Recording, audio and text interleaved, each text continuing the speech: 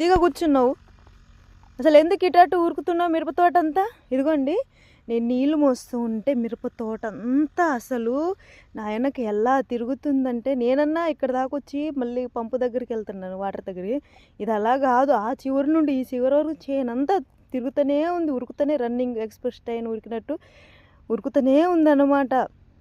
పప్పి ఎవరితో వచ్చిందో ఏమో తెలియదు, మా మామయ్య వాళ్ళది కుక్క, దీని పేరు పప్పి.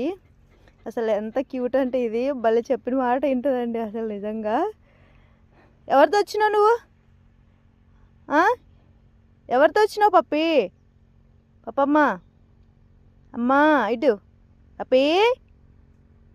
చాలే ఓవరాక్షన్ చేసిన వరకు. ఎవరితో వచ్చినావు చెప్పు. అబ్బా ఇంకా చూడండి ఎంత ఇన్నోసెంట్గా పడుకుందో, నన్ను కాదన్నట్టు.